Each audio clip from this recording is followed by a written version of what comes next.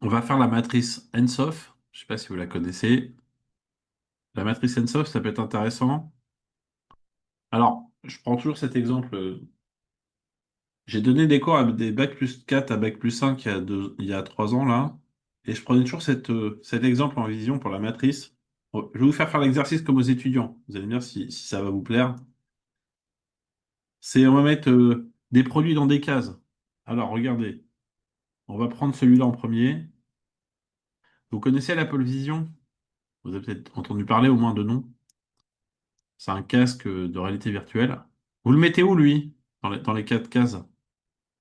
On va essayer de positionner des produits dans des cases. Comme ça vous allez vite comprendre la matrice. Ça veut dire que je parle trop. Donc, c'est quoi comme type de... Vous le metteriez où? Allez-y.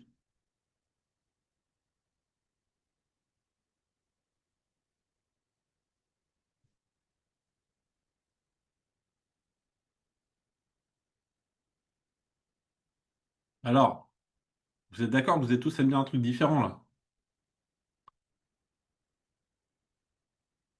Alors, regardez ce que je vais faire. Je prends la matrice. J'en fais une copie.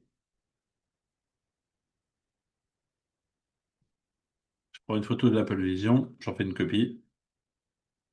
Peux-tu me positionner? Vous n'avez pas réfléchi, hein? En fait, quand je dis vous n'avez pas réfléchi, pardon, je vais reformuler. Vous avez réfléchi avec votre réflexion et vous n'êtes pas dit, tiens, je pourrais réfléchir à ce que ChatGPT le fasse pour moi. Vous n'avez pas encore pris le pli, vous voyez ce que je veux dire? Peux-tu me positionner le produit dans la matrice? Quand vous faites quelque chose maintenant, arrêtez de le faire et posez-vous à chaque fois la question, avant de faire quelque chose, toutes les secondes où vous faites quelque chose dans votre business, est-ce que l'outil peut pas le faire pour moi? Ok? Vous allez gagner beaucoup de temps. Alors, vous perdez un tout petit peu de temps à réfléchir et je vous assure que, alors, exercer votre cerveau, Paola, en fait, c'est, est-ce que par exemple, on va prendre un exemple. Euh, Parce qu'avant, Paola, vous écrivez sur du papier, maintenant vous écrivez sous Word. Est-ce que vous exercez votre cerveau différemment à écrire avec un stylo ou avec un clavier? Moi, j'utilise plus de stylo depuis des années. Et en fait, il faut changer votre mindset parce que votre cerveau, vous allez avoir une logique où on n'est pas dans la production maintenant de contenu, on est dans l'analyse des résultats, vous voyez? Et donc, vous allez perdre du temps à faire de la production alors que l'analyse peut le faire pour vous. Moi, je suis pas en papier crayon, moi. Regardez, je vais vous montrer. Vous voyez, j'ai des fichiers texte ici. Euh, J'en ai 1000 des fichiers texte. Parce qu'en fait, dès que vous êtes sur du papier, vous perdez du temps à devoir tout réécrire, alors que si vous passez directement tout au numérique, pour copier-coller des textes, vous voyez, par exemple, là, je vais vous montrer, quand je publie les textes pour mes clients de webinar, vous voyez, alors je vais mettre ça dans un fichier Word pour que vous voyez mieux.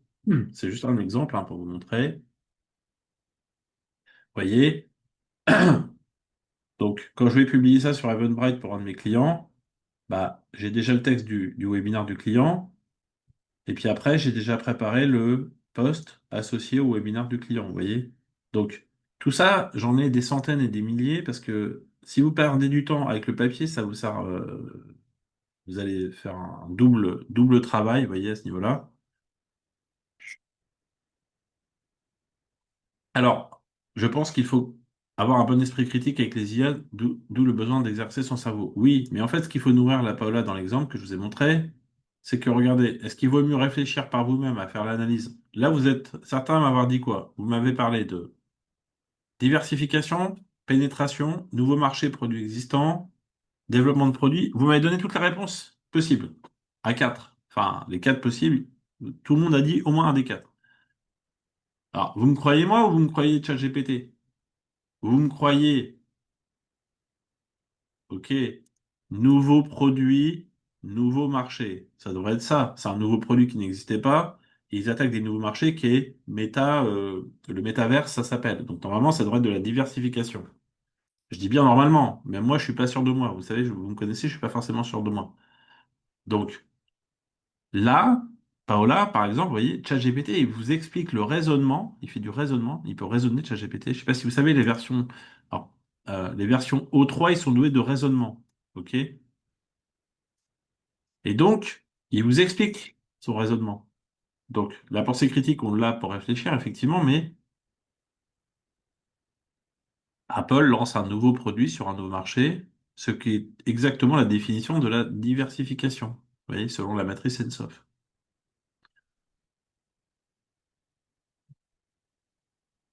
Vous vous rappelez, avant les iPhones, est-ce que vous avez connu pour certains les iPods? Il y avait la musique dans l'iPod. Il a disparu, votre iPod. Parce qu'en fait, qu'est-ce qu'ils ont fait? Ils ont intégré iTunes avec la musique directement dans l'iPhone. Donc en fait, la fonction iPod matériel est devenue l'iPhone en termes logiciels. Mais vous vous rappelez, avant, vous aviez juste un téléphone et c'est intégré dans l'iPhone. Et avant, vous aviez un magnétoscope. Maintenant, vous avez YouTube dans votre iPhone. Et avant, vous envoyiez des pagers. Et maintenant, vous avez les SMS dans votre iPhone. Quel abonnement tarifaire faut-il prendre sur ChatGPT? Erwan, j'en parle en formation, tout ça. Si vous venez, inscrivez-vous à la formation discrétionnaire sur ChatGPT. Toutes ces questions-là, j'y répondrai. Vous pouvez prendre l'abonnement à 20 euros par mois, Erwan. Alors, simplement, euh, l'objectif de ce que je suis en train de vous montrer, c'est que cette matrice-là peut vous aider quand vous avez des produits, des services, vous ne savez pas trop comment vous positionner. Ok, vous avez compris. Ça va vous permettre de pouvoir vous positionner sur le degré de nouveauté de votre offre et le degré de connaissance des marchés. Donc c'est là où ça peut être intéressant, ok, de bien réfléchir comment ça peut vous aider dans le positionnement. Alors si vous êtes monoproduit, c'est pas forcément adapté, mais sur un produit que vous lancez, ça peut être utile de réfléchir aux quatre options de développement pour savoir comment vous allez vous positionner par rapport à ça. Donc là, je vous l'ai présenté, vous avez compris comment à peu près ça fonctionne. Je vais la lancer pour vous montrer. Donc la phase 1, vous positionnez votre stratégie actuelle. Donc en fait, vous prenez le SWOT avec l'analyse de l'environnement et l'analyse interne. OK. L'étape 1, vous faites cette analyse-là. Et quand vous avez fait ça, l'étape 2, vous allez étudier les options possibles pour comment vous allez faire entrer vos produits dans une des quatre cases. Vous voyez?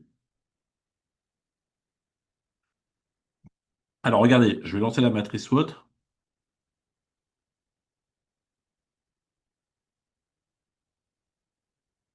Il faut juste que je me mette maintenant sur le bon document que j'ai perdu. Pourquoi il ne doit pas être trop loin? Il est là, voilà. Donc, la matrice sense-of.